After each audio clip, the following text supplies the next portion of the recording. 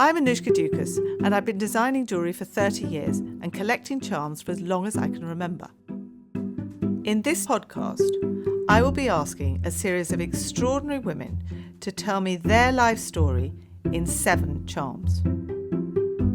Welcome to my podcast, My Life in 7 Charms. Nicola Clarke, welcome to My Life in 7 Charms. Thank you. I'm excited to hear about all of these charms. Particularly, I thought the first one was so interesting because you said you wanted to rework a snake ring that your nan had left you. Yes. I mean, I've designed it as obviously as a charm or pendant that you could wear on and off a necklace or a bracelet. But I've taken it quite literally from the ring. Yeah. Which I believe is a kind of 1950s American Apparently so. ring. Yeah, how interesting. Yeah. So it's a snake. It's a coiled snake, and it's got a green and blue enamel skin, I guess, and that I've done it like that, and then I've just put a little pearl in the middle of it, because I really like the charms to have movement. Absolutely. And feel very feminine. But jewelry is all about memories. Absolutely. So tell me a little bit about your nan. I mean, I grew up around both of my grandparents from both sides, and unfortunately my nan died when I was 6 years old. So they were from London and we lived in Essex, and I think even from an early age I always felt like I was from London because I was surrounded by my grandparents, and I spent a lot of time with her in her garden, and they had a huge garden, and it was all about the flowers. And my granddad had an aviary, so birds, and grew around lots of animals and stuff. So I just felt that she had all of these incredible pieces of jewelry, that my granddad was a little bit of a collector and a bit of a hoarder. So I think whenever he got some money, he bought my nan some nice pieces of jewelry. I always remember it was she was a tiny little thing, quite sort of stout and, a bit of a hard worker. But she always had like these incredible jewelry. And I think even when I was younger, I tried to put them on and they would never fit me because they were so much smaller in those days. But she had this lovely bracelet that she used to wear like up on her arm. I don't know what you call that, whether it was like a... I think it's just like called an arm. Yeah, and and she had really lovely bits and pieces, and I just the snake. I was always really fascinated by animals, and I think that she left me a snake ring with the enamel was quite apt, really. So, and being in the garden and just hanging around with her. So she was in London, but home for you was Essex. Is that right? They moved from London, so they were from the East End, and then they moved out into Essex, into this. I suppose like they lived in a much bigger house. It was like, I think it was the houses that they gave the doctors when you lived kind of like on a council estate, or it was like this huge, great big house with just my nan and granddad and their poodle rattling around. Oh, and they had a parrot as well. They had a parrot as well? Yeah. So did you used to play with the parrot? Yeah, it bit me when I was probably about 7 or 8. And then when my granddad passed away when we were 13, we ended up with it. So it probably lived until I was about 18. I read somewhere that you had a lot of, there seemed to be kind of eels and things in the sea. Well, yeah, I suppose being from the East End and stuff, like jelly deals and things like that, which was pretty frightening, I think, when I was that age. To sort jelly deals, we used to live in Kent when I was little. Yeah. So we used to stop. There used to be a particular jelly deal, Bert's, I think it was called. Okay. And so I was kind of interested in the eel because I have such clear memories of going with my mother to Bert's to get jelly deals of vinegar. Did you like it? I did like it then. Did I'm you? not so sure now. My dad used to make me go to there used to be a pub sort of near, probably about a mile away from where we lived, and my dad used to make us, he used to ask us to go down and get him cockles and whelks and jelly deals. So it's a real kind of East End food, really is. Your next charm, interestingly, I thought, well, this is really interesting, because your next charm is about your other nan. Yeah. Is that right? I don't know. I suppose, I think because I lost them at quite an early age, And I don't know, like, I suppose you spend a lot of time, possibly you spend a lot of time with your grandparents when your parents are at work and stuff. So they were a huge influence in my life, and they were quite, I don't know, like, I feel like they were quite strong women. So they kind of fascinated me, and I just loved being around them. I think I always liked being around older people. My mum's mum, she was really a strong woman. I think she lost her husband. I think my mum was 12 when she lost her dad. So she did remarry, but not until quite later on in life. And she was incredibly, like, if I'd fallen out with my dad or I'd had an argument and I say, oh, that's it, I'm going to go and live with Nan. And my Nan would be like amazing. She'd be like, come and live with me. It's fine. You can come and stay with me. She lived down the road. She lived down the road, yeah. It's interesting. So this charm, you obviously have memories of her, because you said, I'd really like to remember her with a kind of cocktail glass. Yeah, so I found that she, like, because I suppose she was quite a strong woman, and she was probably the only person around me that drank.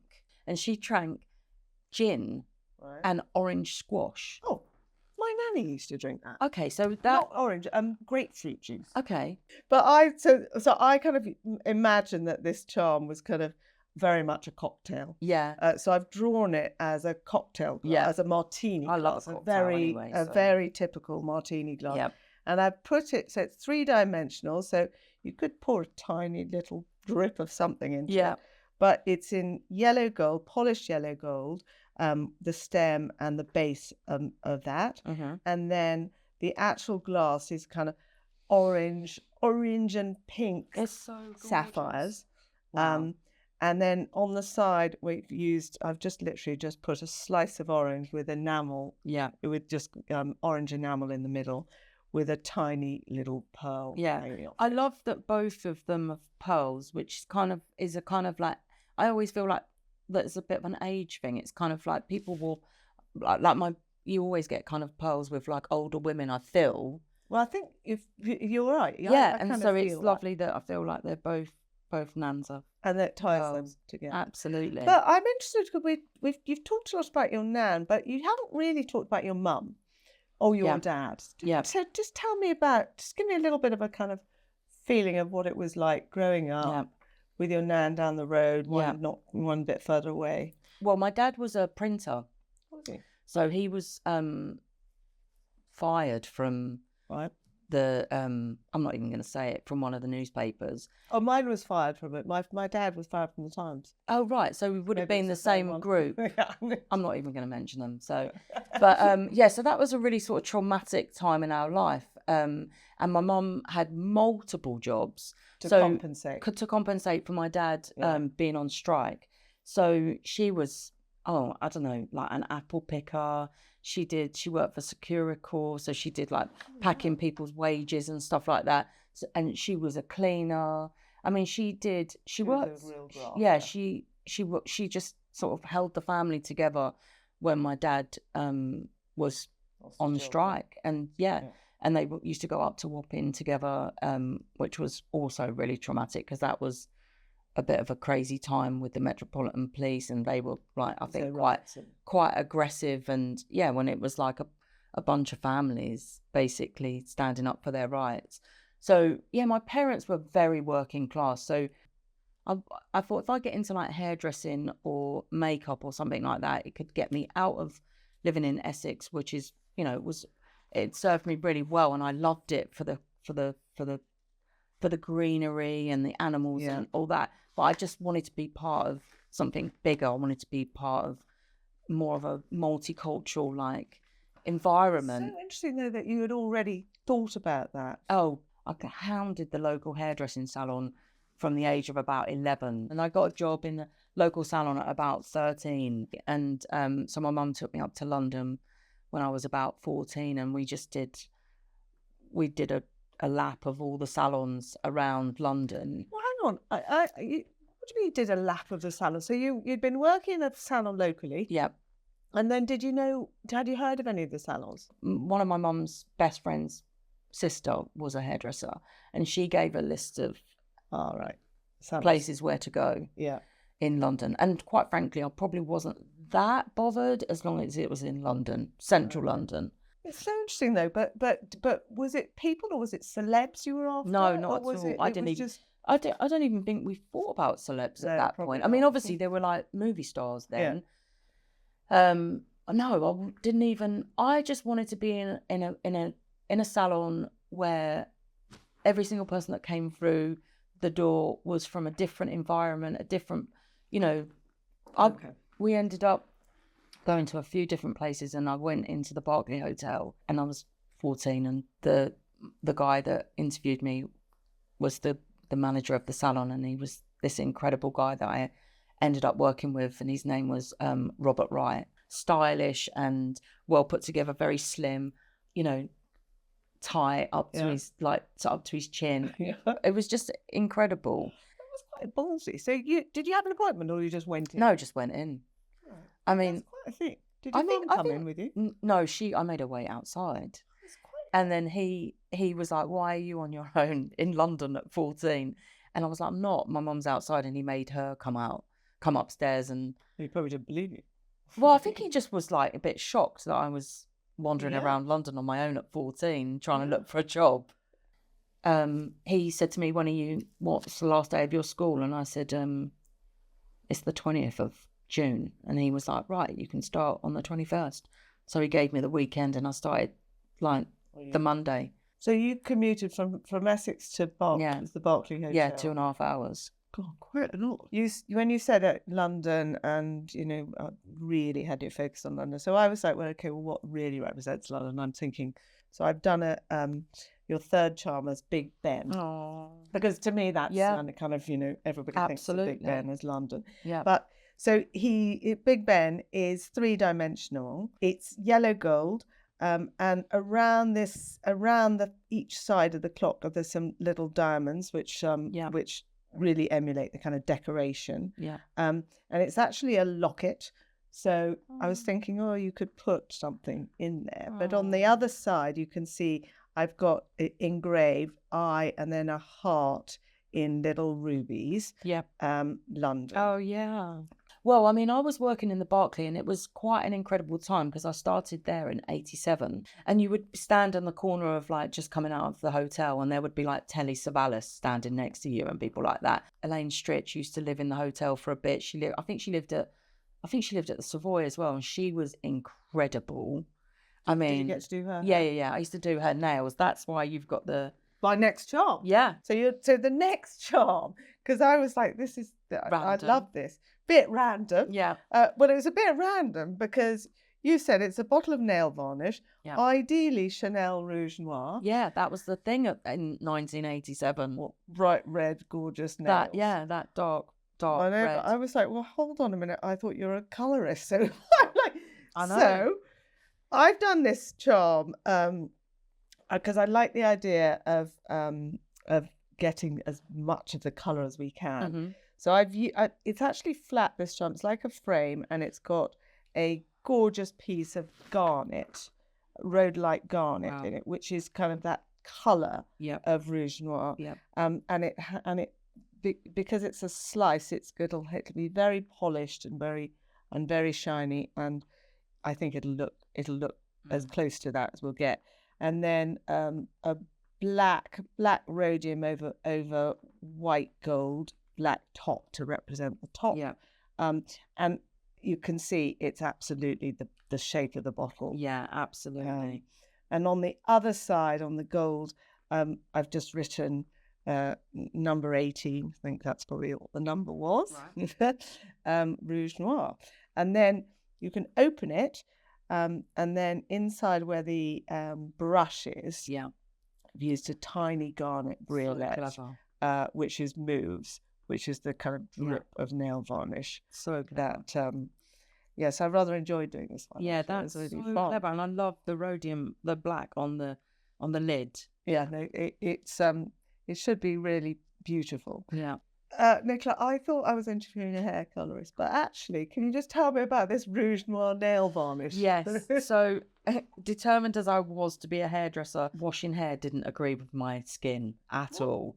So I suppose the shampoos and stuff, I had really bad reaction to shampooing. So it's like technical hitch. Slight technical hitch. So my skin just did not like the detergents. So a lot of people give up when that happens because is that quite a common thing? I think it is quite a common thing. I mean, yeah, probably a lot of kids now probably wear gloves. Well, I don't know why. It was just a bit of a blip in that, and I just thought there's no way that's not going to stop me. So my boss, who was incredible, he sent me on a manicure course, and I think just from sort of my mum being quite good with that kind of like nails and stuff like that, I just had a bit of a talent for it. So so I used to. So to the disgust of the other assistants, I was their manicurist. God, they must have wanted to kill you. Yeah. Well, they did anyway because I loved my boss. So that also didn't go down too well. He was like, my hero. So, whose nails did you do? I did Elaine Stritch. She was incredible. I did Faye Ray. I did Kurt Douglas, who used to come and stay at the hotel with his wife. Oh, what? Presumably not Rouge Noir. Not Rouge Noir though. That was just a simple manicure with a bit of a buffing. But yeah. It was. The men tended to go to the men's hair salon in the Berkeley, but for some reason maybe the girl wasn't there and I got called. So I was like, I'll do it. Being a sort of a Spartacus fan, I was like, yeah.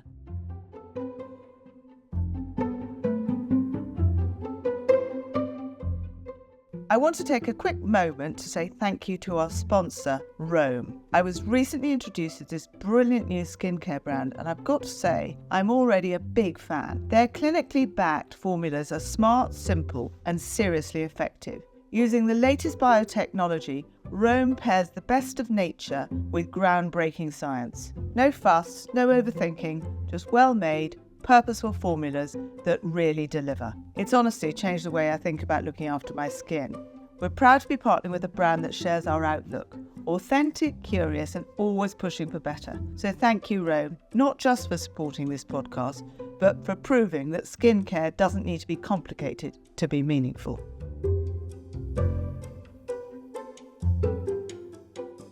As far as I know, people have this extraordinary ability to talk to their hairdresser about all sorts of things they'd never talk to anyone else about. They do. So, I mean, whether that's hair or nails, I'm kind of fascinated. Yeah. Why is that, do you think?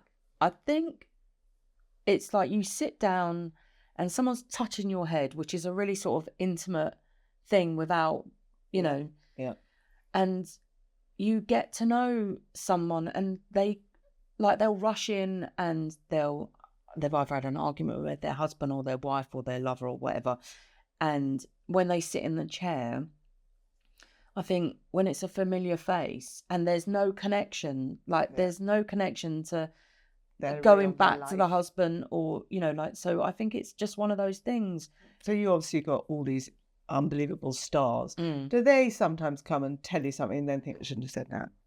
I'm sort of not a very good liar and I'm sort of quite honest a lot of the time. And so when I opened the salon, my salon with John, someone was asking me, does Madonna come to the salon? And I was like, no. And the next time I did her, I was telling her and she was like, why did you say that? And I said, well, because you don't come to the salon or you've done your hair at your house. And she's like, yeah, I know, but you have to tell that, if you're going to speak to the press, you have to tell them that I come to the salon as well. And That's I was interesting. Like, oh, yeah, because I think she was trying to help me and be like, well, don't say that, yeah, I do come to the salon. I was like, okay. But did they tell you, if you sit down with Madonna, does she kind of spill her heart out, say she's had Not really, terrible whatever, or so it's really irritating her or whatever? I mean, every time, I've worked with Madonna. I think the first time I worked with Madonna was when she was getting married. She was marrying Guy Ritchie and she was christening Rocco. And so it was just really professional. Like with Madonna, she's really professional, but also really supportive. So what happened there? Did she ask you to do her eyebrows or something? What the happened? First time I met her... How did you meet her anyway? Well, I was working with Gwyneth Paltrow and I think I'd recommended Gwyneth this girl in New York to colour Gwyneth's hair when she was in New York, and I think this girl then recommended me Madonna, and also Madonna was friends with Gwyneth, so it sort of came through that. And then I when I walked in, she was like, "Hi, I'm Madonna." I was like, "Hi, I'm Nicola." I kind of know who you are. And she was like, "Have you got my formula?" And I said, "No, I haven't got your formula," because she was like, "Well, why not?" And I said, "Well, because I don't, like, I'm sort of professional, and I think, like, it's maybe if the girl wanted me to give me your formula, she would have done." And I was a bit too embarrassed to ask for it. I thought I should figure it out myself. And so she was like, "Fine." And I said to her, "Well, you know, I normally go off into a room and trying to figure out what I'm doing, so I'm just going to have to do that in front of you." And she was like, "Fine, don't you worry. I know you're a professional. Just get on with it." And then after I'd coloured her hair, she was like, "I want you to colour my eyebrows." And I mean, I think it was a big thing in America that when you had your hair coloured, you did do that, but it wasn't such a big thing in London. To match the eyebrows. Right. And I was like, "Well, I don't do eyebrows." And she was like, "Well, I want them done." And I was like, "Well, I'm not a beauty therapist." And she was like, "Well, you need to do them." So I was like, so we kind of had this like tussle backwards and forwards for about like a minute. And I was like, "I'm not going to do it if I don't know what I'm doing." And you know, and I don't think at that time I knew that she was getting married. Right. So I didn't really but I was still like, "I'm not going to do it." And she was like, "Yeah, you are." So I was like, "Fine." So she convinced me and I did it. And I was a bit sort of, I was like, "I'm going to be really cautious." Yeah. So I did in the end do it. But, God, quite bold. And you're obviously quite ballsy, because to say, to have a little discussion with Madonna, I don't imagine many people have discussions. Well, yeah, I think also as well, I suppose that comes from the working class background. Yeah. And, you know, you just say it the way it is. Yeah. And she's, you know, I love what I do and she loves what she does. And I'm, you know, if I feel like I'm not going to do a good job, then I need to sort of make that, you know, apparent. So how long were you at the Berkeley for? I was at the Berkeley for 4 years. So I left the Berkeley when I was 19. And then what happened? And then I went to a salon in Fitzrovia, which was all basically ex-Sassoon people. I met this guy called Nigel Barnes, who was a hairdresser that was doing all this kind of Timotei, all this sort of really commercial work for like shoots and adverts and stuff.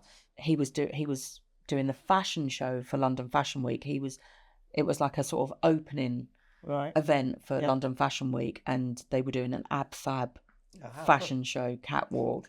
And so we were doing Joanna Lumley and Jennifer Saunders, and with my friend Nigel Barnes, who was this amazing hairdresser that I worked with. And that's when Sam McKnight sort of rushed in with Naomi Campbell, who was walking the catwalk for Ab Fab at this fashion show. And that's where I met Sam, who was kind of like my hero in hairdressing. And so it was just like a chance meeting, and he didn't have the pins for his rollers or something like that. And I was like, "I have them, I've got them, I'll help you." And I just hounded him and just was like, "I want to be your assistant. I want to help you." And he was like, "Well, call my agent," which is what they did in the day. And I just basically like hounded them every week. So then you ended up working for them. So then I think I drove them so crazy that they were like, "Oh, just, she can." When you say they, Sam he had an agent, and I think I rang the agency so much that they were like, "Oh, God, just give her a job, just put her on one of the teams at Fashion Week." So I ended up, helping out at Fashion Week, and I was just like, a dog with a bone. I just wouldn't leave him alone. I could see that too. I got a phone call from John Frieda's PA, who was like, "Will you come and meet with John?" And so I was like, "Oh God," like quite grown up hair salon. Word travels, Yeah. And so I kind of felt like I'd sort of done all my grown up hairdressing and working at the Berkeley. And I went and met John. So you went there and as a colorist? I went there as a colorist. Yeah. And so it was John Frieda is one of those salons where most of the people had worked there for 20 years already. Right. So I was like the new girl. Yeah. And I feel up until I opened my salon with him, I felt like I still was the new girl, because then by that point they'd been there for like 30, 35 years. Yeah. And then this opportunity came where John was going to close the salon, and he was like, right, you can help me find a salon. And my husband, who's always been like, you know, the biggest person that pushes me into doing things that sometimes I don't want to do, but he's always right about everything that he pushes me into, was like, what do you want to do? Stand behind a chair just working for someone for the rest of your life? So we went and looked at properties. Yeah. And just wanted it to be really practical, but really sort of, I wanted it to be really a place where people could come and feel really comfortable. I didn't want it to be, because I think some hairdressing salons can be quite intimidating and a bit stuffy or... Funny enough, I had exactly, when I first opened a shop, and jewellery being jewellery is bloody scary, actually, because it's under glass and you can't touch it. Yeah. So I was all about that. Yeah. It's how do you make this feel relaxed? And, you know. I do find it really intimidating to go into jewellery places, but yours definitely, because I feel like you had one on South Morton Street, didn't you? Yeah. And it had a really gorgeous chair in there. It was almost like a sort of a bit of a living room kind of thing. And I went in there 100%, and that would have been a jewellery shop would have been one of the places that I'd have been a bit scared to go. Terrifying. Yeah. Just you said something that made me think. Can you remember what's just been the most challenging? Someone's come in, sat in the chair, and said, "I want X," and you're like, "Jesus, how am I going to do that?" Funny enough, I just did Sophie Turner's hair for a TV series that she did about a jewellery thing. Joan. I just watched it. It's absolutely fantastic. Was a blonde, and so she needed to be blonde. Yeah. And Sophie has the most incredible hair, and it's super thick, and it was dark red, and she needed to be blonde. So that was a challenge. That was literally after the 18th hour, where I was like, "Oh my God, we need to you need to come in on a different day," you know, like. So we did that over. I think we did that over 3 days, and then also another big challenge, always red to blonde. Ellie Bamber, who's a gorgeous little actress, is playing Kate Moss. Right. And I've coloured Ellie's hair for about, I want to say maybe 10 years over the years. And Kate's as well, so you know what's going to be. Yeah. So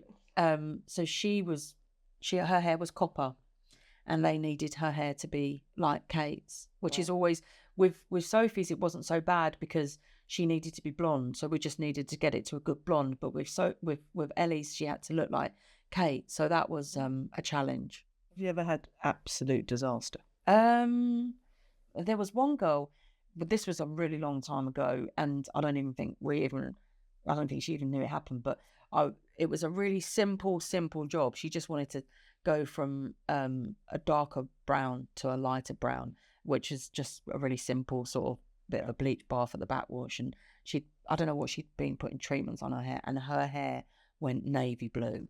What? And I was like, what the hell? And I rang my friend, and I was like, this has never happened to me before. What's going on? This must have been about 18 years ago. And she was like, oh, just put red over it, it'll be fine. So, and it's just one of those things. It's like, just like a complete colour wheel. I don't know whether that comes into your world, but the opposite of red is blue. Yeah. And you just have to put bright red over it. It's the most scary thing.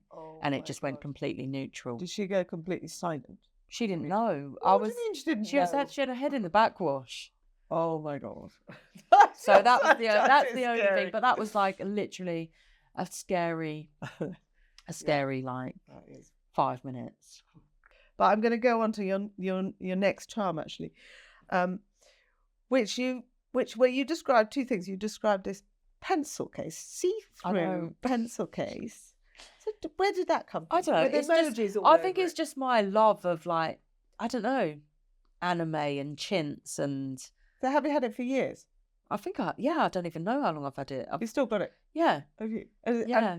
So you described a pencil case that you've had for years. Yeah. And obviously the tools of your trade, the brushes, which are absolutely fundamental. So I decided I thought it'd be easiest to put them together. Yes. So that's so difficult to do a kind of pencil case that's see-through. Absolutely. Made of jewellery. So I've made it in 18 karat Yep. yellow gold. I always use yellow because I love yellow gold, but it could Yes. be white. But and it's got lots of little engravings of the various emojis on them. Yeah. And we on the side, I've kind of made it in white gold to look like a zipper, but actually it's a locket. So when you open it, your 3 little brushes are attached inside, but they'll jingle around. Yeah, amazing. And you can see those. I've done those in black, and the what do you call it? The soft bit, the brush bit. Yes. Also in black, but they'll just be attached so that they'll kind of jingle around. And then on the back, a bit like a school pencil case. Yeah, it is. So I've just engraved your name, Nicola, amazing, on the back. Anyway, that I just thought that was the best way to. I mean, I've turned up on jobs without that pencil case, without my tools, and it's been. Well, how's that work? What do you do when you got your no tools? It's really horrendous, but it's like makeup brushes come out then. What, the clients? Or mine, yeah. So it has happened. It's happened to me twice. So it's probably one of the first things that I look for in my bag to make. I was going to ask you, did you ever felt any kind of imposter syndrome, like most women do, at some point? Yeah, I suppose so. It sounds like you might not have. I mean, I think the thing is because I think I worked so hard and I loved it so much. Maybe when I come and do things like this, then I feel like, when I look at your guests and stuff, and I think, don't be ridiculous. I mean, look at what you. Yeah, then I feel like imposter syndrome. But when I'm doing my thing and And I don't know, is it easy to spot? So when you've got juniors now, etc. Is it easy to spot a really talented one for hair or for colour or for X? I mean, I like to be, because I knew what I wanted to do, but I felt like, like I didn't know whether I was going to be good at doing it. Yeah. So I do try and give people the benefit of the doubt and think that it could take them a little bit longer than it would do some. But I mean, it's in a world where you see people and people want things really quickly and really easy. You definitely can see people. There's some people that touch hair and you can just see they've got a skill for it. Yeah. And then there's some people that are sort of slightly cack-handed, but I just still like to give them a chance as well, because I think it's something that you can learn. There's people that I've qualified that I've not taken on. Right. And that's a really hard decision to make.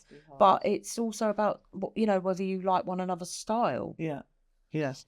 Do you ever say, this isn't going to work for you? I'm trying to think if I've ever said that. Maybe it depends what they want in there. If they want, like one guy say to me, how did you get to do celebrities? And I said, well, never really went out to do celebrities, so I don't know how you get to do celebrities. If that's your goal, then I'm not really sure how that happens. Yeah. But,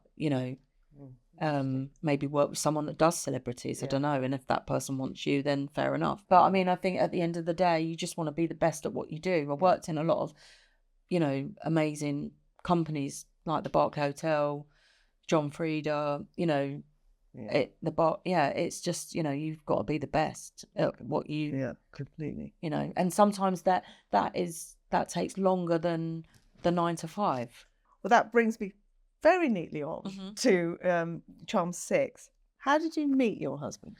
So he had a stall in Hyper. So that's where we met. So when I was 19. In Kensington High Street? In Kensington High Street. He had a women's clothing stall. Yeah. And I worked in the hairdressing salon, and we were just like a huge group of like people that hung out together, and it was super cool. Hyper. It was super cool. It was the cool. Yeah. I mean, I probably would have been intimidated to go in there if I was. Definitely. I remember thinking, I'll go and buy some jeans at this is quite scary. Yeah, it is. But so that was that's where we met, and he at that moment, because he's got so many different elements in his life that he'd dabbled in, and so that's where we met. And I don't think we hit it off immediately, but just our sort of passion for fashion and film and movies and So that's why I've asked me to design a camera, I think you said. So I designed this camera like an old-fashioned, almost like a Leica camera. Yeah. And you're going to love this actually, because it's again, I've done it in yellow gold. I put brown diamonds, graduated different brown diamonds, to emulate the kind of leather that a Leica camera has. So it has a lot of texture to it. But the lens, which has got a little Savorite, green Savorite in it, just because I thought it reflects what's being taken. But the lens actually turns, so you can actually physically turn it round. And then it's got a little ruby, which is for the flash. And then when you turn it round, it's got a map of Cyprus on the back. Yeah. And I'm sure you're going to tell me why Cyprus in a minute, but you can open the camera exactly the way you'd open a camera. Wow. So you could actually put a little photograph inside it. But tell me about Cyprus. I met my husband, and he was brought up in London. His family lived in London, and they moved. They're Cypriot. My husband's dad and mum. Dad sadly passed away, but they're Cypriot, so they live in Cyprus. And they were living in Cyprus at the time when I met him. I just loved, like I said, I loved living in Essex and living in the country, and just then having this sort of Cypriot connection, and being another part of my growing up was, to be part of other cultures. And so it was just a complete fascination for me, and I absolutely loved going there. And I had a really, really close bond and connection with my husband's dad. He was like a huge influence in my life. He was a tailor and also working class grafter. Yeah. Had an incredible, his story is another story. He was he worked on films and stuff, which I suppose gave my husband his fascination in films. He sort of he's a writer, and he's directed his own films. So we've got this really, I think, with our families both being working class and grafters, even though being from different parts of the world, even though my husband grew up in London, we're really similar, family background, same attitude, same kind of online. So I think it was really important for me to get married in Cyprus. So we got married in this tiny little village where Chris's mum grew up as a child, called Lefka, and that's where they do all the silver jewellery and the lace. I haven't been Cyprus, but and the lace. And the lace, So it's a really sort of old fashioned, and that was, even though I'm not religious, and I wasn't that bothered about it being a sort of religious ceremony. It was really important. You said something earlier. Did you say your husband's your manager or your agent? Yeah. He because he worked in films and he did commercials and stuff like that. When I was at my agency, that I were the same agency as Sam, it was all based on sort of photography and fashion. Right. And so with my husband having an understanding of film and commercials, he added the extra, I'd say, burden for him of looking after my my interest. Yeah. And so then eventually I just ended up with him looking after me, and he also helps run the salon as well. And so you've got 2 children. I've got 2 children, yeah. One's in New York and one's here in London. So what are they called? Well, in fact, I think I know what they're called. Sonny and Stevie Lee. Stevie Lee. Yeah. So I wanted Stevie, and my husband was like, we can't call her Stevie after we've called Sonny because of the E. R, Yeah. And it was funny. We kind of argued about it for quite a bit, and then we had a conversation with Kate Moss actually, and she was like, "Why don't you call her Stevie Lee?" Because Chris wanted Lee and I wanted Stevie, and she was like, "Just put them together." Oh, that's great. That's great. So I thought, well, yeah. So I've done it as a charm with S in blue sapphires because that's Sunny's birthstone. Yeah.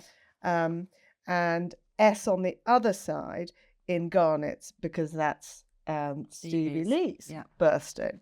And it's got a diamond surround, and the circle in the middle spins. So actually it can spin, so there'll be the S's all the way around. And again, yellow gold, and just really tactile. Yeah. And I have a whole spinning series of charms actually, so I have a bit of an obsession with this. But I thought for this it would just be such a lovely thing, and they'd both be on one. So have any of them ever come back with a kind of disaster hair situation? Do they ask you? Do they come back and, you know? No, but they do. Stevie's very interested in, she gets up super early and she does not need my help unless it's maybe a blow dry.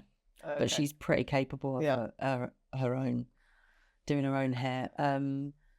She always questions my ability, whether I'm qualified enough to do a thing that she wants. Sorry. Yeah, that is hilarious. Only your daughters say that. Yeah, so she's like, you know, can you cut my hair? Can you do it? Do you think you can do it? And I'll be like, well, Simon's probably coming over later, so he can always check it if it's not right. But no, Sonny has always, he's brought friends to me that have had disasters. Yeah. So he says, oh, Mum will do it. Yeah. Yeah, don't worry. But no. So what's your advice for your kids? I think my advice is, well, especially I suppose with Sonny as well, the advice that I've given him is, you know, it doesn't matter who is around you and, you know, what connections you have, because that is irrelevant unless you have your own passion. So unless you're passionate and unless you are the person that's going to make those things happen. So everything that I've done in my life is because of something that I've wanted. I've had a lot of luck, but I've also worked really hard, and I've surrounded myself with people that inspire me, whether that even be a client or whether that be another stylist. Up people. Yeah. And just think that you may have these connections, but you are the person that's going to make it happen. Yeah. And if you haven't got the passion for it, it's not going to happen. What's the future hold? I mean, so many, you know, people in your world are doing product. John Frieda, obviously. Is that a kind of possibility? It's definitely, there's always, I would never say never. I mean, that's the one thing I think I've learned. Never say never. But that would be definitely a venture that I would get into that would be out of my comfort zone also. And I've watched friends that have got products, and I know how hard it is and what effort you need to put into that. And it's whether I want to do that in this stage of my life, but never say never. Yeah. Just making the salon the best salon, training as many people to be the best at what they can do, giving them the opportunities. That's the sort of the future. Yeah, no, I suppose. Wonderful. Well, I'm going to come. So in the meantime, what are you going to do with my hair? Your hair looks lovely. No, I'm like, no, I'm definitely going to ask you. Yeah, come. So shall I change the colour?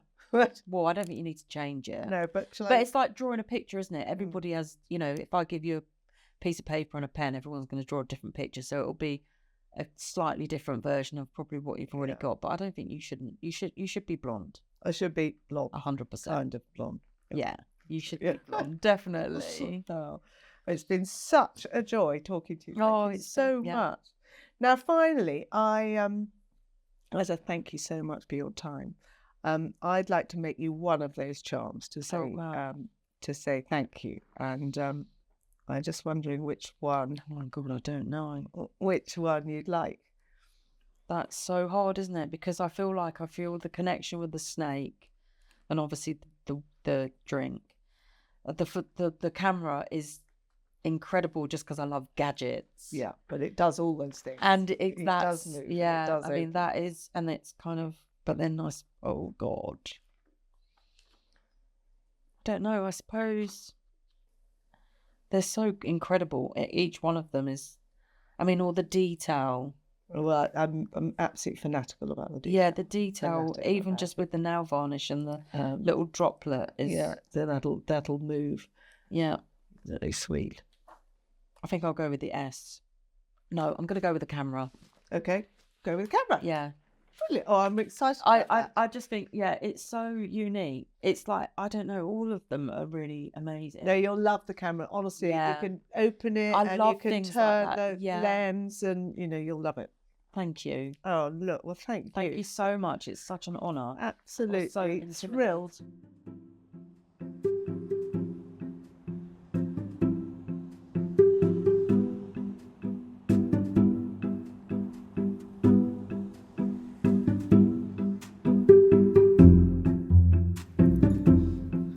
Hello.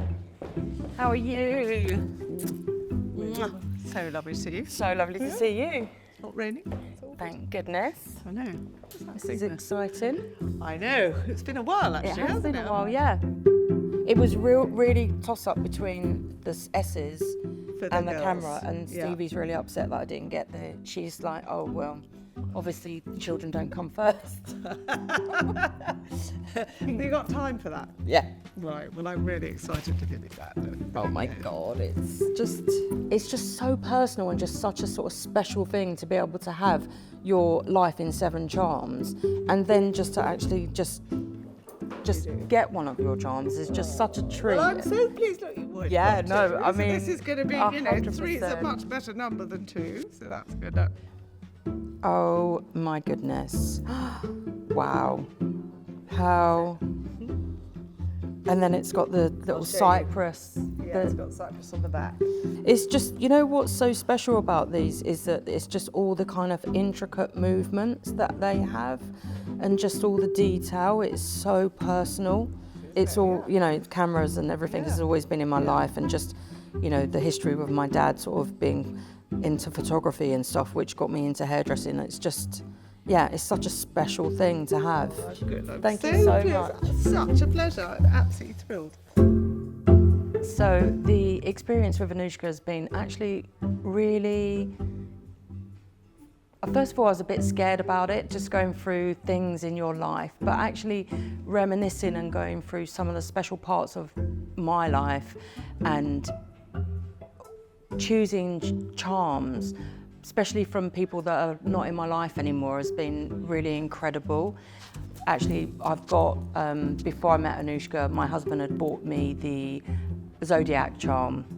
And so I already knew about the charms, but I just didn't think about the 7 charms in your life. So that's just such a wonderful thing to have. It's such a great present for somebody to give somebody. So yeah, it's been such a wonderful experience going through all those lovely memories in my life and thinking about a charm for each part of that part of my life. Thank you for joining us on My Life in Charms. If today's conversation has inspired you to reflect on your own story, begin your Life in Charms journey at Annoushka.com or email bespoke@Annoushka.com. And don't forget to follow or subscribe to hear more extraordinary stories told in jewels.